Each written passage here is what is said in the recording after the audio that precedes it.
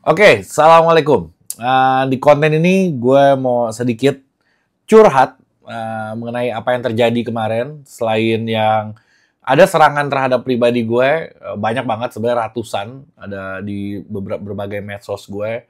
Ada yang masih oke, yang masih lucu-lucuan, tapi ada yang juga udah kelewatan. Nah itu gue juga meminta kalian apa yang harus gue lakukan, kalian kasih tanggapan nanti terhadap yang hal-hal seperti ini supaya nggak terjadi lagi di mana-mana gitu, bukan bukan terhadap gue doang gitu. Banyak banget yang apa namanya ngeledekin, tapi itu masih oke buat gue. Nantilah gue akan bahas ke sana. Terus gue juga mau bahas keseruan kemarin pertandingan Persija lawan Sleman itu gila banget.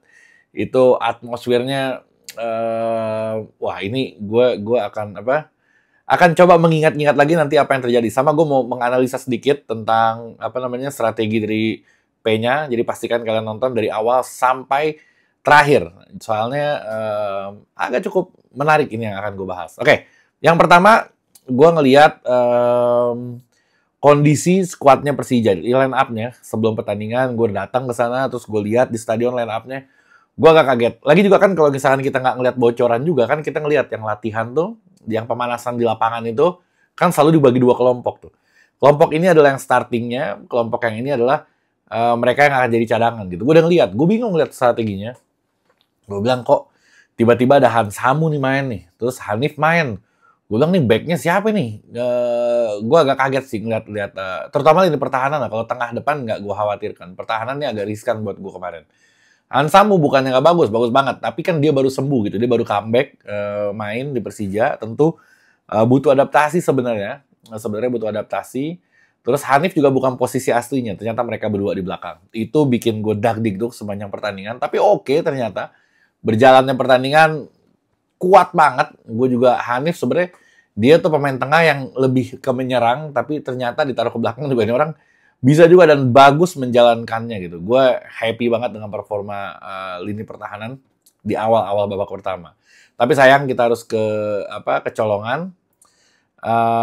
Yang menariknya, gue nggak ngeliat dari situnya. Itu mah biasalah berjalan pertandingan, terus kita kecolongan, lini tengah stabil, oke. Gue ngeliat Bueno, gue ngeliat Gayos, terus oke lah permainannya. Simic aja yang kemarin rada kurang bagus. Bukan nggak bagus di setiap pertandingan. Jadi setiap gue ngomong, misalkan Simic nggak bagus mainnya, itu yang lagi gue bahas tuh di pertandingan yang lagi gue maksud gitu, bukan secara keseluruhan. Kadang orang suka mengglobalkan apa yang gue bahas gitu. Jadi Simic memang kemarin mainnya hancur banget. Jadi dia perlu diganti. Gustavo lagi gila-gilanya itu kemarin sampai hat-trick dia dan dia menjadi top skor untuk Liga Indonesia. Membungkam kalian. Ya, salam rame lagi nih. Oke. Jadi yang gue bikin bingung itu pas skornya 1-1 itu tiba-tiba Pedro Diaz masuk gitu. Si Coach P-nya berusaha merubah strategi. Wah, gue bilang nih kalau misalkan si Pedro masuk, berarti dia mau ke belakang, Hanif yang ke depan nih. Wah, gue bilang oke juga nih karena Hanif kan instingnya oke nih buat menyerang dibanding pemain yang lain. Ini sebelumnya Witan udah ngeganti Firzandi, kayak Firzandi kan lagi underperform banget kemarin. Oke, Erannya masuk tuh gue bilang. Ternyata di belakangnya muncul lagi Reski Pandi ngegantiin Hanif. Gue bilang, P-nya gimana ceritanya? Gue bilang nih, gue berpikir tadinya si Pedro mundur ke belakang, Hanif taruh ke tengah supaya bisa nyerang. Kan lagi 1-1 skornya, lagi butuh cetak gol gitu. Malah Reski Pandi yang dimasukin. Sedangkan Reski Pandi itu cenderung lebih bertahan gitu. Jarang dia bisa membantu penyerangan. Aduh, gue bilang nih, jangan-jangan ngaco lagi nih gue bilang nih si Carlos P-nya ini.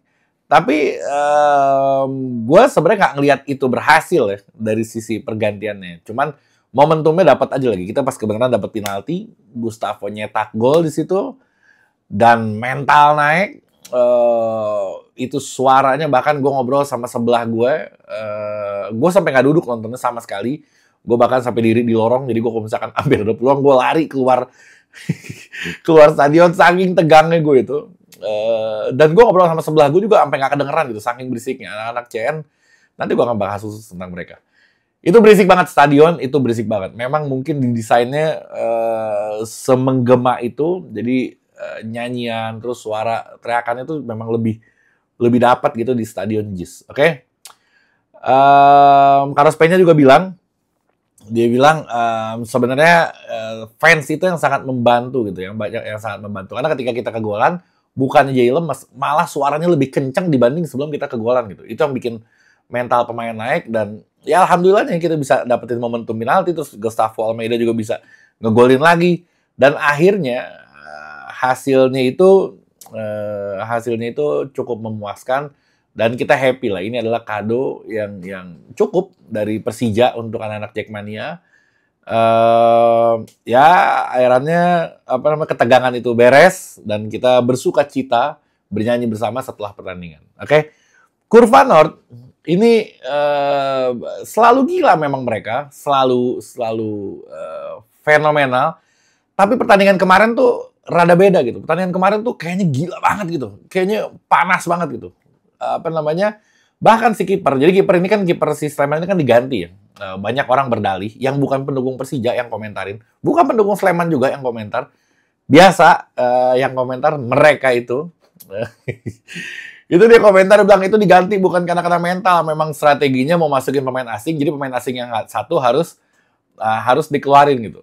Agak aneh, gue jarang banget ngelihat kiper diganti di tengah pertandingan. Langka banget, hampir nggak pernah gue ngelihat, jarang, sangat jarang. Dan kenapa gue bisa meyakinkan kalau itu kena mental, karena dari mulai kegolannya, terus dari mulai gerakan-gerakannya lemes, bahkan dia nendang dari kick off-nya dia, itu selalu ngaco gitu, bolanya nggak selalu ke tengah, bolanya selalu out lagi, yang kedua out juga.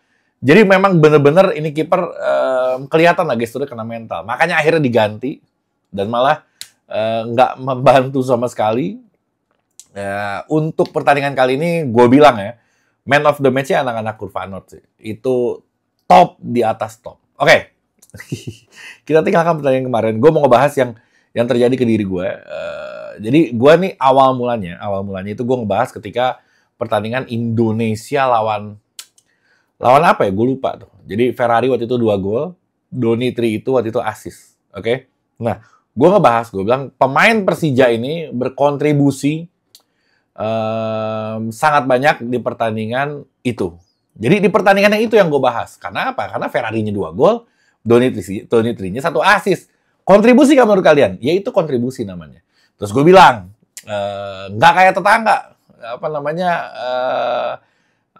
performanya lagi jelek banget, gue bilang. Nah, memang pertandingan itu jelek banget mainnya, itu perlu diakui. Lo harus melihat dengan mata terbuka, dengan objektif menilainya. Memang jelek pertandingan itu, dan yang gue maksud adalah pertandingan yang itu. Sekarang disangkut pautin ke pertandingan yang Filipina. Alah bang, mana lo bilang tuh pemain Persija ngegendong timnas? Ya gue bilang enggak. Itu waktu itu, iya gue bilang. Pemain Persija berkontribusi sangat di pertandingan itu. Di pertandingan yang kemarin lawan Filipina, ya bapuk gitu. Maksud gue, ya enggak juga. Enggak support juga gitu si perwakilan dari Persija. Ya biasa aja gitu. Maksud gue nggak ada hal yang istimewa, nggak ada hal yang terlalu wah. Kalau dia lagi bagus, ya bagus di pertandingan itu. Kalau dia lagi jelek, ya jelek di pertandingan itu. Mungkin aja pemain dari tetangga kita bagus di pertandingan kemarin lawan Filipina, gue nggak nonton karena gue lagi berpesta di Stadion JIS. Jadi gue nggak tahu gitu. Kalau misalkan bagus, ya bagus gitu. Nggak susah, nggak sesulit itu. Dan gue bilang tetangga ya. Tetangga itu banyak. Ada kanan, kiri, atas, bawah, mungkin gue nggak tahu. Tetangga itu banyak. Ada pemain mungkin ya. Itu di timnas siapa sih? Dari Bali ada. Terus dari Persebaya. Terus dari Rafael Strike dari Brisbane. Ada dari Port, Asnawi. Ada dari Arhan. Tetangga ini kan banyak gitu. Kenapa lo kesinggung? Berarti lo merasa kalau memang pertandingan kali itu menjadi beban untuk tim. Mungkin. Sekarang kalau misalkan lo nggak ngerasa, lo merasa oke-oke aja, ya kenapa kesinggung gitu? Gue nggak sebutin nama timnya padahal. Aneh gue sama orang-orang ini. Nah, setelah itu eranya banyak serangan yang ke gue. Gue ngepost di TikTok, gue ngepost di YouTube, gue ngepost di IG. Itu isinya mereka semua yang ngehajar abis gue. Gue ketawa-ketawa. Bahkan nanti gue munculin foto-fotonya. Dia pada komen, alah mana bang yang bilang ngegendong. Yang bilang ngegendong. Wah banyak banget. Gue ketawain, gue bilang, lucu-lucuan, karena masih seru-seruan buat gue. Terus ada beberapa komentar lagi, bahkan gue sampai live TikTok bareng sama anak-anak Boboto. Seru-seruan aja, komentar-komentarnya juga positif, apa segala macam. Malah mereka bilang, nah kayak gini dong, bercanda-bercanda, ini adem dilihatnya. Jadi seru banget. Nah sampai satu, yang gue tampilkan fotonya sekarang, ini bagi gue, bukan terhadap gue ya, ini bagi gue, terhadap semua manusia di Indonesia, nggak cuma di dunia sepak bola, ini nggak boleh gitu. Ini karena udah menyangkutnya rasis. Rasis sesungguhnya itu bukan caci maki. Caci maki sih, caci maki namanya. Tapi kalau rasis itu, lo adalah merendahkan satu ras gitu. Mau ras lo apapun, suku lo apapun, itu kalau udah direndahkan itu masuknya kategori rasis. Nah ini orang masuk ke kategori asis. Jadi gue bingung, gue mesti apain orang ini karena tiba-tiba dia lenyap, Instagramnya ganti nama setelah gue bales DM-nya, dia nge-DM gue bales DM-nya, Instagramnya lenyap, gue bilang gue bakal laporin lo, gue bilang. Terus tiba-tiba profile picture ganti, namanya ganti, gue diblokir. Tapi gue anak Jackmania atau sendiri tangannya, dapat anaknya, dapat istrinya semua, udah dapat semua. Jadi gue bingung, mesti gue apain orang ini karena gue bukan tipe yang seperti itu. Gue tipe orang yang seru-seruan. Gue mau ngeledek, gue mau ngeledekin orang dan gue siap untuk diledek gitu. Kalau masih sebatas ledek-ledekan, seru banget buat gue. Karena harus ada seperti itu. Itu memanaskan suhu pertandingan gitu. Sebelum bertemu ada say war. Itu serunya di situ justru. Itu harus ada, rivalitas harus ada. Serangan-serangan lucu-lucuan harus ada, tapi jangan sampai lu emosi gitu. Jangan, nggak usah. Lu seru aja gitu. Gua ngeledekin ini, ya lu balas saya. Kayak gua masih anak boboto, ada si Api dong, ada si Reski, ada beberapa orang lah yang gue sering ledek-ledekan sama dia. Dengan hati yang dingin gitu, bukan dengan emosi. Gue bingung ya, sampai sebegitu emosinya lu menghadapi dunia sepak bola ini, padahal di luar sepak bola banyak dunia-dunia yang lain. Kenapa harus pakai hati? Harusnya jangan. Gue menyayangkan itu aja. Nah, gue nanya sama kalian, enaknya sih orang ini digimanain gitu. Coba deh, terserah aja deh. Kita lihat perkembangannya. Kesian juga sih gue ngeliat anaknya masih kecil banget soalnya. Oke? Terakhir, gue mau rekomendasiin lagi masih di bulan Desember, masih promo gila-gilaan. Parfum gue.